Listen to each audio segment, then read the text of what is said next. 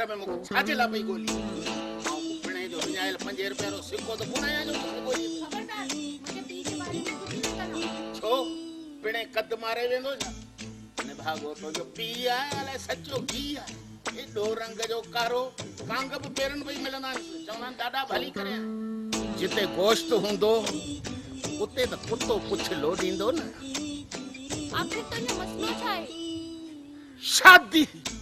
मुझे वडे में वडो मसलो शादी आए मुसा केर शादी नथी करे शादी कर मसलो हल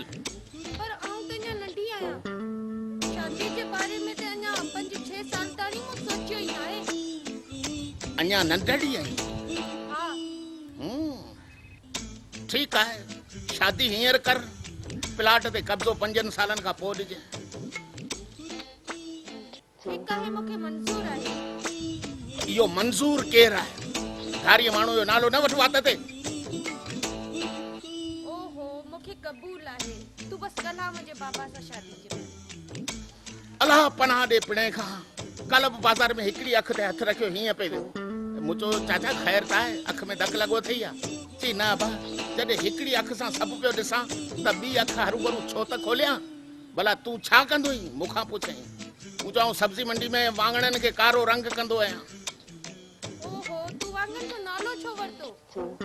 त मूंखे कहिड़ी ख़बर त पिणे वांगणनि खां चिड़ंदो आहे नंढे हूंदे पिणे खे कंहिं वांगणनि जे वाड़े में दसियो हो छा खबरदार मुझे पी जे बारे में कुछ न चव तुंहिंजो पे आहे सचो गे आहे निभागो रंग जो एॾो कारो कांग बि हिनखे पेरनि पई मिलंदा आहिनि चवंदा आहिनि ॾाढा भली करे हाणे अॼु बाबा खे छा कंदे आऊं त ख़ूबसूरत आहियां तुंहिंजा ॾंद ख़ूबसूरत आहे दिलि चाहे थी त ॾंदड़ बणिजी तुंहिंजे वात में घुमंदो रहां तुंहिंजूं अखियूं बि तमामु सुहिणियूं आहिनि दिलि चए थी न अखियुनि जे तला में टुप ॾेई दया जलिया कॾहिं त मज़ाक छॾी सीरियस बि थींदो कर सीरियस तॾहिं थींदोसि जॾहिं पिणे मरंदो हा हिकिड़ी ॻाल्हि आहे पिणे जे ख़तमे में मुर्गी जी बिरयानी कंदी त सीरियस थींदोसि बाक़ी चणनि ऐं बटाटनि जो भत कहे त अंगूठो सीरियस थींदोसि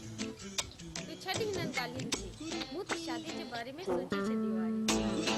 मां शादी जी शॉपिंग कराची मां कंदसि हार हैदराबाद मां घुराईंदसि ऐं मेहड़ मां घुराईंदसि रना वात खे तालो हण आऊं मिसकीन माण्हू मानी बि मिर्चनि सां खाईंदो आहियां मिर्च खाई खाई थुलो थी वियो आहियां तोखे हार हैदराबाद मां खपे मेहंदी मेड़ मां खपे हल त तोखे अॻोपो गिद्दू बंदर में छॾे अचां ॿियो न तॾहिं बि चरिया त दुआऊं कंदमि ॾिस बसर मूंसां मज़ाक न कर मुंहिंजो ब्यूटी पार्लर जो ख़र्चो ई 10,000 रुपया आहे रन तो में रख रखाणी सफ़ा आहे कान 10,000 ब्यूटी पार्लर जो ख़र्च असांजो 10,000 जो 10 महीननि जो राशन अची वञे एॾी महांगी रन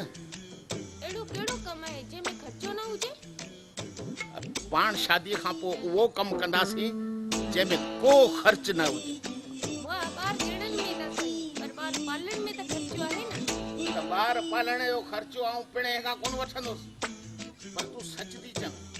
काश तो वारो इहो ख़्यालु उन्हनि सभिनी माण्हुनि खे अचे जेके ॿार ॼणण महिल रेलगाॾी खां तिखा थियो पियो के टीम ॿारनि जी ठाहियो वियो पोइ न ॿारनि जी सही तइलीम थी थिए न तरबियत थी थिए पोइ उहे ॿार वॾा थी या त बेरोज़गारी खां तंग अची ख़ुदकुशी था कनि या ग़लति सोबत में अचो वञे अहिड़ो माण्हू कम ई छो करे जो वरी ॿार ॼमे आऊं शादी कोन थो करियां